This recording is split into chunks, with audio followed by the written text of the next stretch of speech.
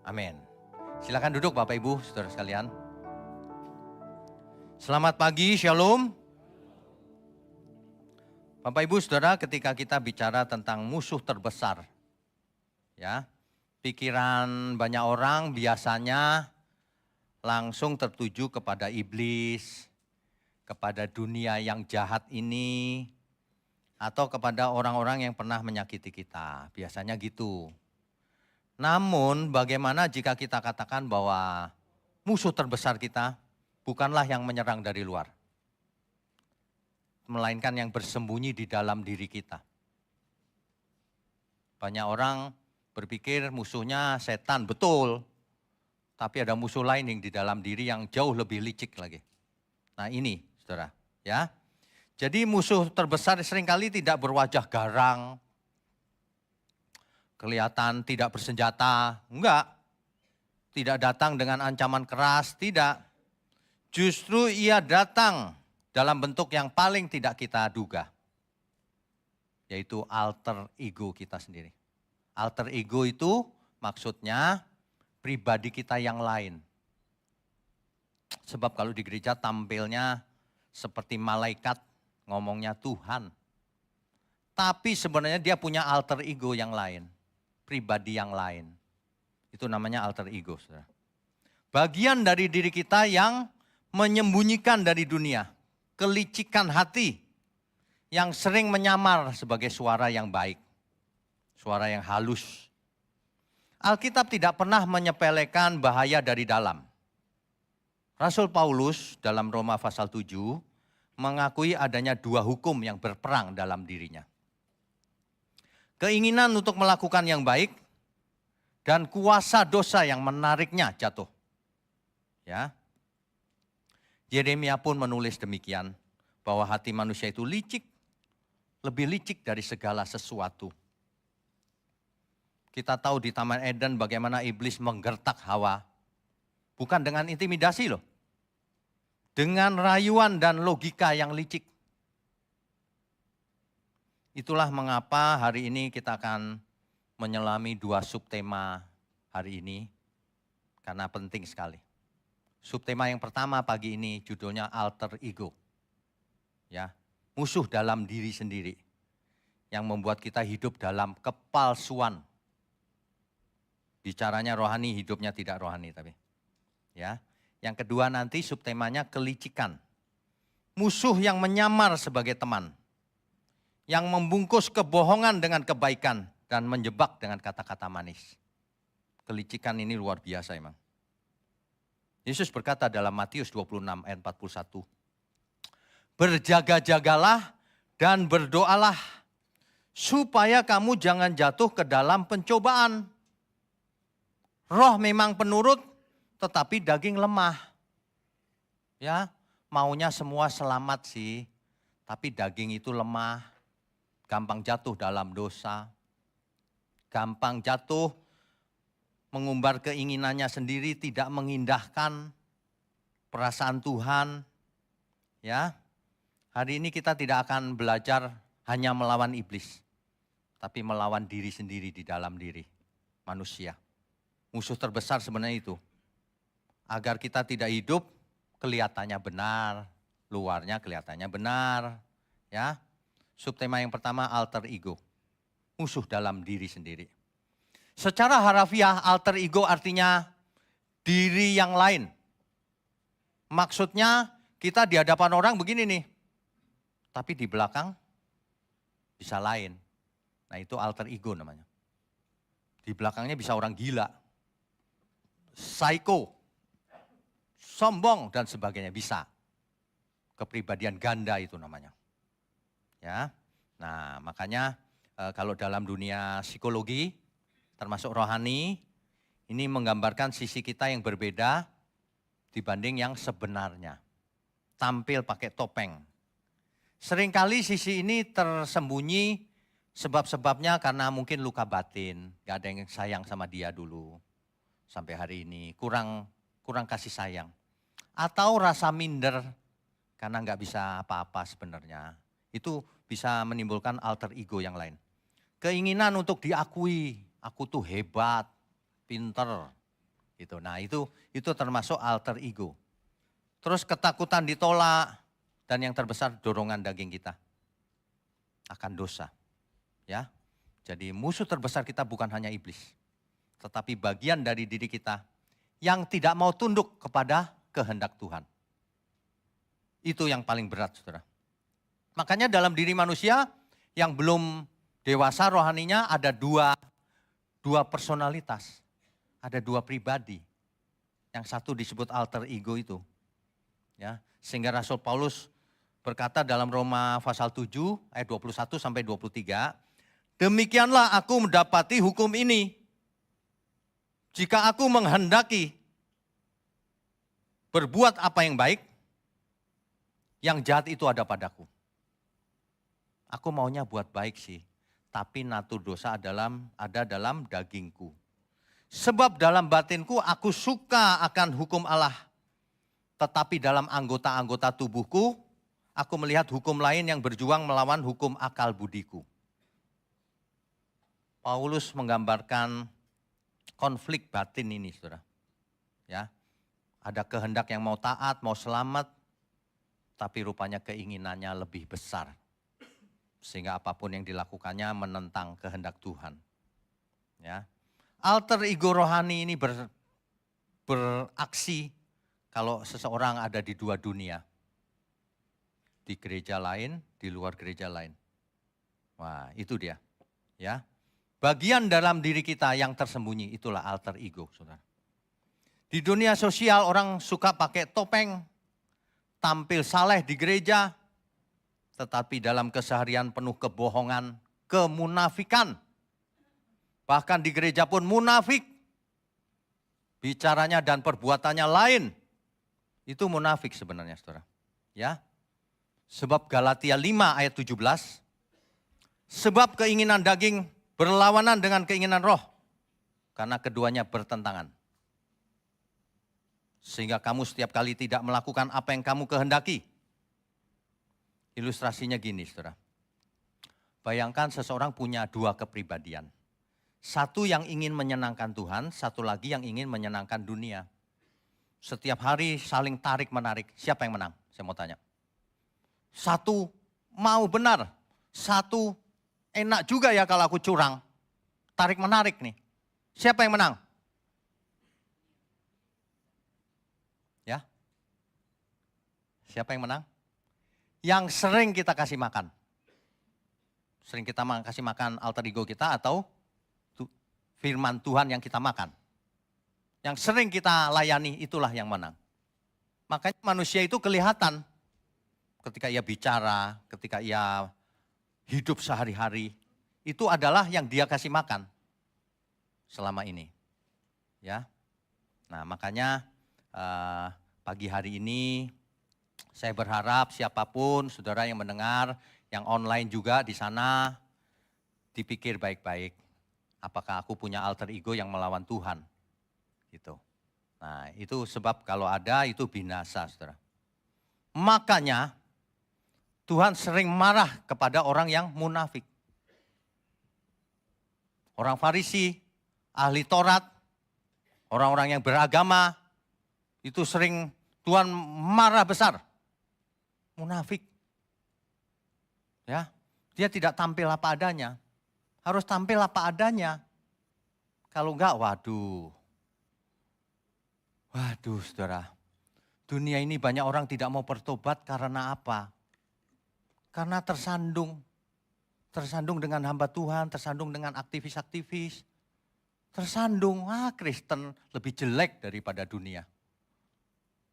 Waduh, hidup kita cuma sekali. Kalau kita sembarangan hidup padahal kita membawa nama Tuhan, binasa loh saudara. Makanya ya, lama-lama saya makin hari makin tua makin tahu kenapa orang sulit berubah ya. Cuma satu ini sebabnya, dia memberi makan alter egonya. Terus menerus, dia puaskan dirinya sendiri, dia nggak peduli siapapun.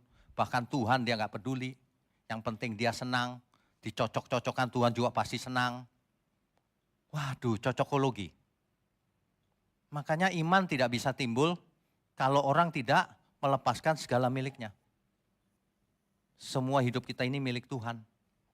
Nggak bisa, iman nggak bisa timbul. Tidak bisa jadi murid Tuhan Yesus. Kalau orang tidak jujur, tidak bisa jadi murid Tuhan Yesus. Katakan amin. Saya serius nih. Kalau nggak jujur udah nggak usah ke gereja, ya nggak usah.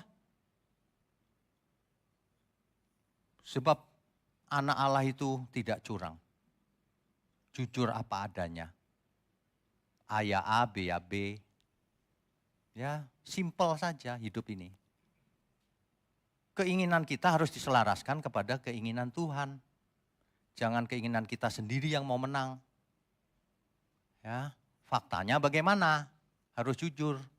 Kalau kita nggak jujur bukan anak Allah, itu anak setan, saya kasih tahu. Ya, makanya pagi ini kita bertobat semua.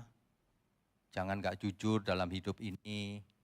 Ya, ini alter ego ini benar-benar ya. Seperti topeng, saudara. Seperti topeng.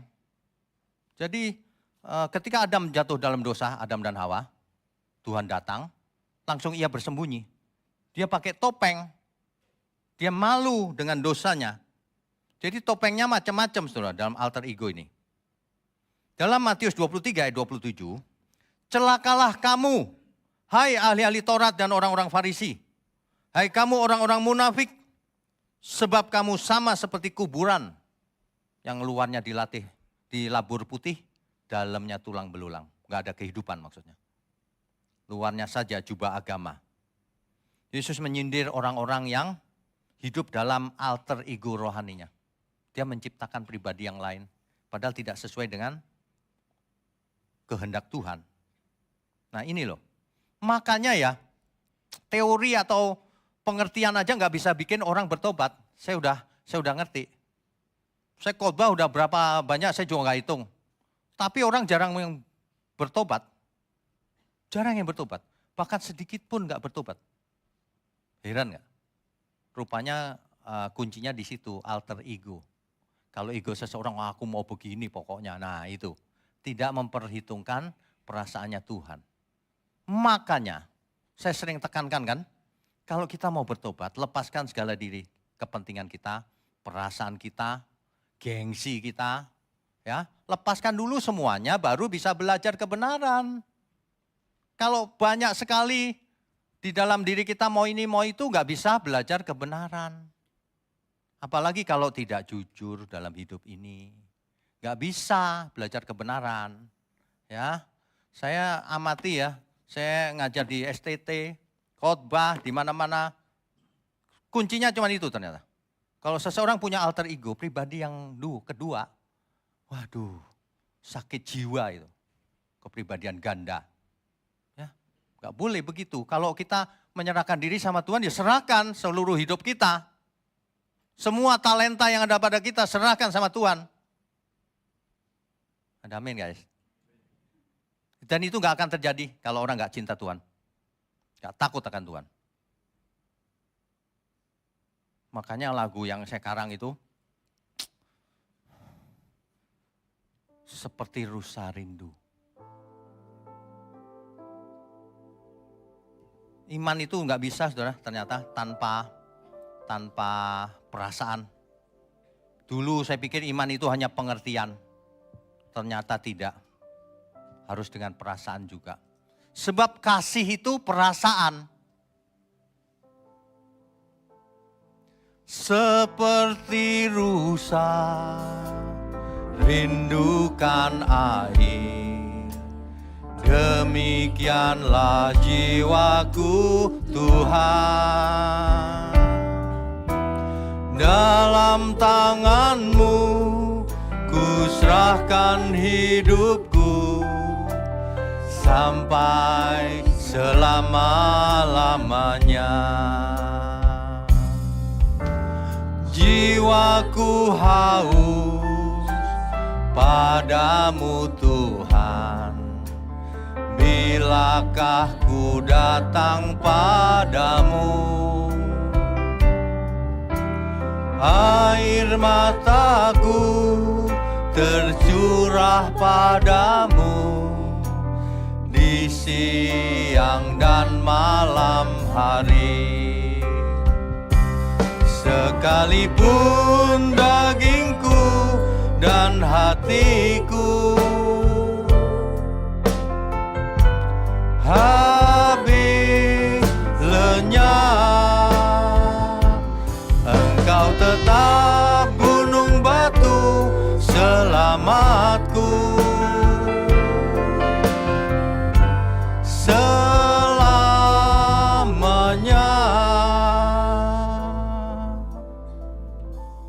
Selamanya, saudara. Saudara perhatikan ya, Tuhan itu mengajar kita loh. Seekor rusa itu merindukan air. Harusnya demikianlah jiwa kita merindukan Tuhan.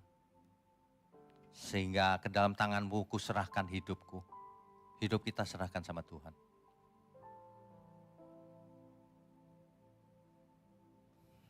Ini kata-kata ini saya ambil dari kitab Mazmur loh. Bilakah ku datang padamu Tuhan, air mataku tercurah padamu di siang hari, di malam hari. Ingin berjumpa dengan Tuhan. Hari itu Yerusalem hancur, tidak ada harapan, mereka merana. Tapi pemazmur ini luar biasa. Sekalipun dagingku dan hatiku habis lenyap, Engkau tetap gunung batuku. Gunung batu selamatku selamanya. Ya, orang suka menukar keselamatan dengan dunia ini. Dikasih keselamatan tapi ditukar dengan semangkok kacang merah. Dunia ini. Waduh, saya mendingan gak jadi pendeta daripada gak selamat. Makanya kalau saya mesti misalnya menyendiri di gunung gak apa-apa sih. Kalau disuruh Tuhan. Ya. Hidup kita nggak tahu sampai kapan, saudara. Belum tentu 5 tahun lagi ketemu saya. Entah saya, entah saudara yang mati. Iya dong, saya aja yang mati, ya udah nggak apa-apa. Saudara nggak mau mati kan? Ya udah nggak apa-apa. Tapi ini benar loh, hidup kita itu setiap saat bisa mati. Nggak usah kena penyakit, tidur aja bisa nggak bangun lagi loh, saudara. Saya punya sahabat-sahabat beberapa begitu. Nggak ada sakit, nggak tahu kenapa. Jantungnya berhenti. Waduh, itu yang membuat saya takut Tuhan. Bukan karena ketakutan ya, bukan. Karena saya ingat waktu saya mungkin nggak lama lagi juga. Sudah usia berapa. Jadi kalau kita mau berkenan sama Tuhan, tinggalkan dunia ini. Nggak punya motif apa-apa dalam pelayanan. Ya, saudara meskipun jemaat harus nggak punya motif apa-apa. Cari Tuhan. Korbankan seluruh hidup kita. Persembahan yang harum di hadapan Tuhan. Ada amin? Mestinya begitu. Ya, ini saya setiap khotbah itu peringatan sih. Ya, berubah enggak kan terserah saudara sendiri. Saudara sebenarnya cinta Tuhan enggak sih? Pertanyaannya gitu aja deh. Ya, sudah tahu dunia ini fana. Sudah tahu hidup kita ini enggak lama. Kok enggak mau berubah? Makin hari enggak berubah. Udah puluhan tahun jadi Kristen. Enggak tahu maunya apa, heran saya.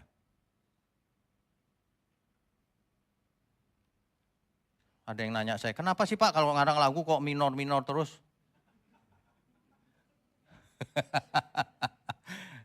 Ya karena hatinya lagi minor, saudara. Itu bener loh. Gak tahu kenapa ya, memangnya saya sengaja apa? Dulu belum lama saya ngarang lagu yang yang melayanimu ya. Fananya dunia ini bagaikan uang, hanya sekejap saja ada. Hidup di bumi ini hanyalah singkat. Untuk apa kita dicipta? Hidup hanya menumpang di bumi ini. seperti seorang musafir. Singkatnya hidup ini semua berlalu. Untuk apa semua ini?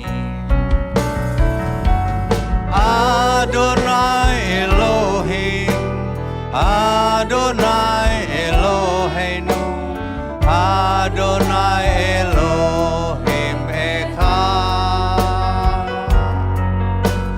Adonai Elohim, Adonai Eloheinu, Adonai Elohim Echad. Melayanimu, melayanimu, melayanimu, melayanimu sampai akhir. Melayanimu, melayanimu, melayanimu selamanya.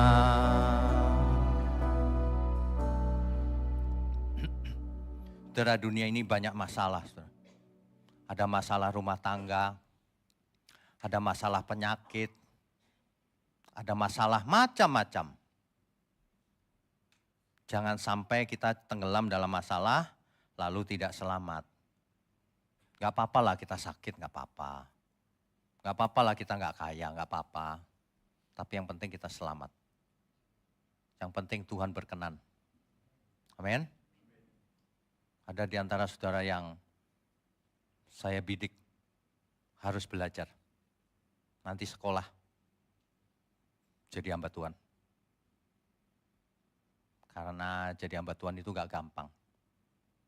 Sekolah juga percuma ternyata. Kalau sikap hatinya salah. Dapat STH malah sok tahu. Dapat MTH makin sok tahu. DTH yang lebih konyol. Dia pikir dia tahu. Itu cuma plesetan, saudara. Ya, tapi maksudnya itu sindiran buat kita semua. Ya, gelar saya yang panjang itu nggak ada gunanya kalau saya hidupnya nggak benar. Apalagi yang cuma sedikit gelarnya. Udah sedikit nggak benar lagi. Malu-maluin aja. Mendingan nggak usah gelar sama sekali. Tapi hidupnya benar. Tapi hidupnya berkenan bagi Tuhan. Ya, tapi tulus, pelayanannya jujur, apa adanya, gak curang, kan begitu. Hati-hati loh saudara, jangan permainkan Tuhan. Ya, alter ego ini bisa menghancurkan hidup kita loh saudara. Kasus paling parah itu ada di Perjanjian Baru. Suami istri, saudara. Namanya Ananias dan Safira. Dia jual tanah. Harganya dilaporkan ke para rasul separuhnya. Dia nggak jujur, saudara. Dicatat di Alkitab. Orang bingung, kenapa ya kok dihukum mati langsung ya? Karena tidak jujur. Dia jual tanah, dilaporkan separuh sama para rasul. Kenapa dilaporkan separuh? Supaya dia untung, karena persembahannya 10% dari itu. Mungkin begitu. Cuma mau dapat nama, mati langsung Ananias Safira. Hati-hati loh saudara, jangan permainkan Tuhan. Ya, sama Tuhan harus jujur, apa adanya. Kita hidup cuma sekali. Kalau nggak jujur, buat apa sih ke gereja? Ya, buat apa coba? Saya itu bingung loh. Banyak orang ke gereja tapi penuh kemunafikan ternyata. Ya, jangan sampai kasus-kasus perjanjian baru, perjanjian lama terulang. Enggak perlulah kita bertobat semuanya. Ya, nah jadi ilustrasinya gini. Bayangan diri sendiri di cermin. Kalau kita bercermin, loh ternyata aku beda ya. Nah itu dia. Kalau orang sakit jiwa ya, dia lihat cermin beda loh lihatnya. Atau orang kerasukan. Beda lihat cerminnya. Kalau kita merasa kita baik, bercermin diri. Bercerminnya pakai Alkitab, bukan pakai yang lain. Ya. Ilustrasi yang kedua gini. Ada sebuah pesta topeng. Semua pakai topeng. Semua happy-happy, bahagia, cantik, pesta pora. Tapi kita nggak tahu wajah di balik topeng itu. Ternyata dia penuh persoalan, pulang nangis, dan sebagainya, dan sebagainya. Ya, dunia ini penuh topeng. Kita nggak boleh pakai topeng. Kita harus tulus. Jangan sampai punya dua kepribadian, seolah-olah ada malaikat kecil. Ayo, ampuni dia. Yang satu lagi, nggak bisa, balas. Siapa yang menang? Yang sering dikasih makan. Kalau orang sering makan setan, ya dia kesetanan. Kalau orang sering datang kepada Tuhan, mendekat, ya dia ketuhanan. Itu kata sifat maksudnya, sifatnya ilahi. Mengenakan kodrat ilahi, maksudnya itu ya. Nah, jadi cara mengalahkan yang penting. Saudara pasti ada alter egonya, pasti. Cuman ada yang parah, ada yang enggak parah. Cara mengalahkannya sederhana, Tuhan Yesus sudah sering bicara. Ya, lepaskan segala milikmu. Barang siapa tidak melepaskan diri dari segala miliknya, tak dapat jadi muridku, enggak bisa belajar. Enggak bisa belajar. Milik itu bukan cuma harta, milik itu perasaan itu loh. Yang merasa paling benar, merasa tidak bersalah. Enggak mau belajar soalnya. Dengar teologi kayak mahasiswa teologi udah biasa dengar teologi, dianggap biasa aja, dianggap warta berita kali. Enggak berubah. Ya. Makanya saya semalam berdoa sama Tuhan. Tuhan, ini GMM ini terserah Tuhan mau dibawa kemana. Ya, karena dari awal kan dapat visinya juga dari Tuhan kan, bukan saya. Kan GMM gitu. Ya orang boleh percaya boleh enggak. Tapi Tuhan kasih inspirasi terus ke saya. Logonya begini nanti, pilar-pilarnya begini. Terus tuh. Nah artinya apa? Artinya ke depan ya kita ikuti kehendak Tuhan saja. Gak usah kita yang mau aneh-aneh. Tuhan bilang ke sana yang besar. Oke Tuhan. Gak usah di sini aja. Oke Tuhan. Gitu. Ya. Kita semua juga sama, harus begitu tulus. Kalau disuruh Tuhan apa? Oke gitu. Ada amin? Ya, begitu ya. Jadi kita mesti ngecek diri sendiri. Apakah kita itu punya alter ego, punya kepribadian ganda. Saya lihat banyak orang begini, kalau ngomong si A, kusuk gitu. Ngomong sama si B tapi lain, alter ego. Ya, bisa lain loh. Sama si A ngomong A, sama si B ngomong B. Diadu A sama B. Sakit jiwa rupanya. Dan itu banyak yang begitu. Dari dulu sampai sekarang saya amati. Kok gitu ya, kenapa ya Tuhan? Kenapa ya orang gak mau sembuh ya? Itu pertanyaan saya dari dulu tuh. Susah sembuhnya. Padahal saya maunya semua sembuh kalau bisa Tuhan. Jangan ada yang binasa. Kan gitu, tapi sembuhnya susah loh. Memang susah namanya manusia itu. Rasul Paulus menulis tadi kan, ada dua kepribadian. Dia mau benar, tapi natur dosanya itu selalu menarik-narik. Kalau orang sudah cinta uang pasti kalah sama pencobaan. Cinta uang. Dia belain uang, harta, kekuasaan dan sebagainya dengan segala cara yang tidak sesuai kehendak Tuhan. Nah ya itu pasti Tuhan tidak berkenan. Makanya hari ini kalau kita belajar alter ego ini, kita periksa diri kita sendiri. Ada alter egonya enggak kita? Jujur enggak kita ngomongnya dalam setiap hal? Tulus enggak? Itu dulu deh. Lalu kenali apa yang ada dalam diri kita ini, kesukaannya apa. Yang sering dikasih makan itu yang mana nih? Yang sering dimakan firman Tuhan atau kehendak diri sendiri? Itulah yang membentuk seseorang. Ya, jadi Yuk kita penuhi hidup kita dengan firman Tuhan. Ya, firman Tuhan itu pedang roh. Melawan iblis itu dengan firman Tuhan. Sebab ada tertulis gitu. Jadi Bapak Ibu Saudara semua nggak usah takut. Makanya belajarlah firman Tuhan yang benar. Yang kedua, lakukan. Belajar tok percuma. Banyak orang memakai firman Tuhan untuk kepentingannya diri sendiri. Dicocok-cocokin. Tidak mau bertobat. Nah, yang kedua, carilah komunitas yang baik. Komunitas yang sehat jiwanya. Jangan kumpulan orang sakit jiwa. Nanti kita jadi sakit jiwa. Makanya kita bikin komunitas. Gitu kan. Di sini kan ada pemuda, ada teens, ada youth, yoya, ada pawa, pria dan wanita. Komunitas itu. Komunitas yang baik. Supaya kita tidak bergaul dengan para pencemooh.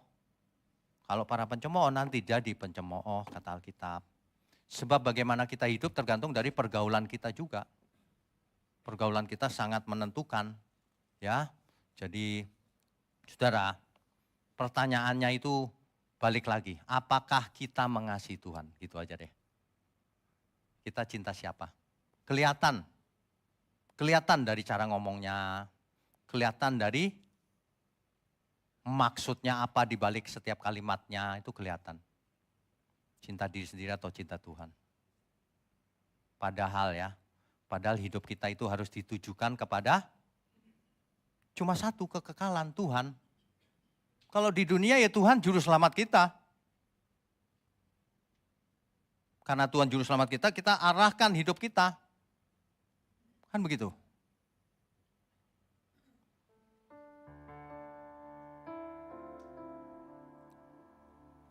Tuhanlah perlindunganku, Tuhanlah gunung batuku, Tuhan kekasih jiwaku,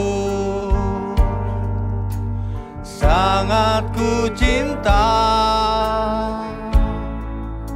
sangat ku damba, jiwaku haus akanmu. Dunia nampak tak berarti, Engkau kekasih jiwaku, sangat ku cinta, sangat ku damba. Hidupku tertuju padamu, oh Tuhan, karena anugerah-Mu ada keselamatan. Hidupku tertuju padamu, oh Tuhan, karena anugerah-Mu ada keselamatan.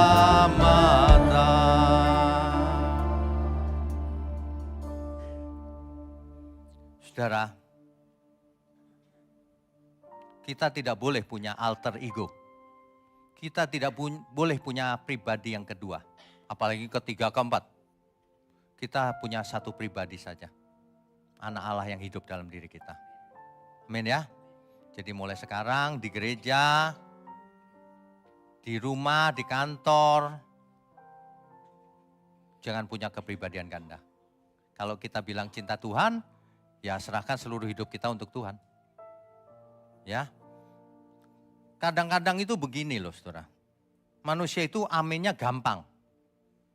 Tapi ketika mau melakukan, pikiran dagingnya keluar. Waduh, itu yang sulit dilawan. Pagi ini saya mau ingatkan sekali lagi, hidup kita cuma satu kali. Yuk kita bertobat lagi semuanya. Ada amin semua? Amin, beri kemuliaan untuk Tuhan. Bapak Ibu, Saudara sekalian, hari Sabtu tanggal 20 Juli 2025, impartasi spirit jam 7 pagi. 26, kok bisa 20 tadi ya? Maksud saya 26. 26 Juli, ya, impartasi spirit jam 7 pagi. Nah, impartasi spirit itu untuk para pelayan Tuhan dan jemaat yang mau belajar lebih dalam boleh. Ya, ada online juga. Kemudian ada komunitas PAWA, pria dan wanita jam 3 sore. Dan Yoya, Youth and Young Adult jam 6 sore. Ya. Hari Minggu depan tentu saja ibadah raya.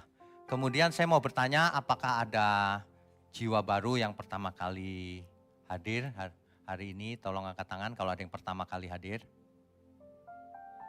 Oh ada, puji Tuhan.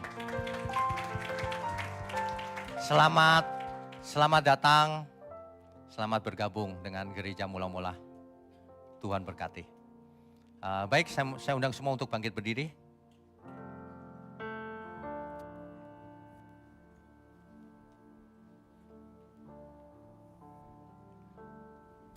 Tuhanlah perlindunganku, Tuhanlah gunung batuku, Tuhan kekasih jiwaku, sangat ku cinta, sangat ku damba, jiwaku haus akanmu.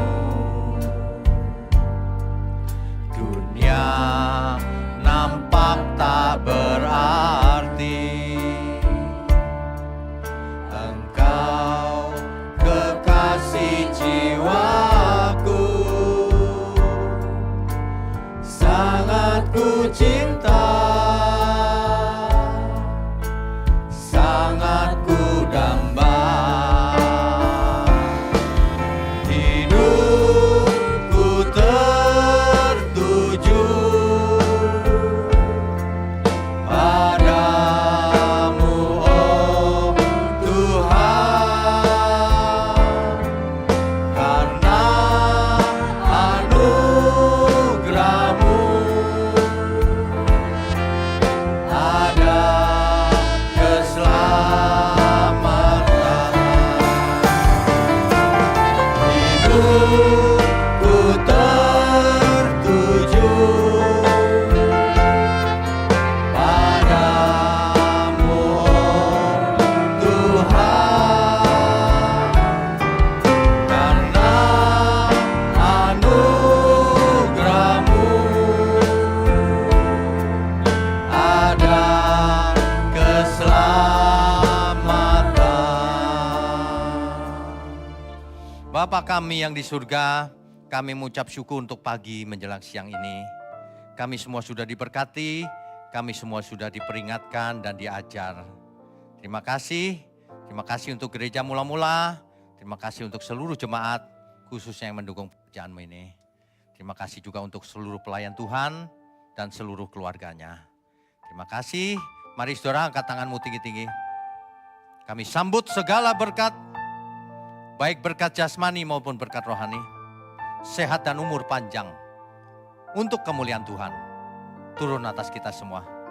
Hanya di dalam nama Tuhan Yesus Kristus, kami berdoa dan mengucap syukur. Amin. Amin. Saudara sekalian, bicara soal kebenaran, setiap orang merasa benar. Makanya semua kecap dinomor satukan. Ada orang yang mengatakan saya paling benar, ini paling benar, itu paling benar. Mana sebenarnya yang paling benar? Oleh sebab itu, hadiri seminar 7 natur kebenaran dan aplikasinya. Seminar ini wajib dihadiri oleh para teolog, apologet, pengkhotbah, bahkan oleh para jemaat sendiri, agar kita bisa membedakan manakah yang benar, manakah yang salah. Inilah alat uji kebenaran yang sangat objektif dan alkitabiah.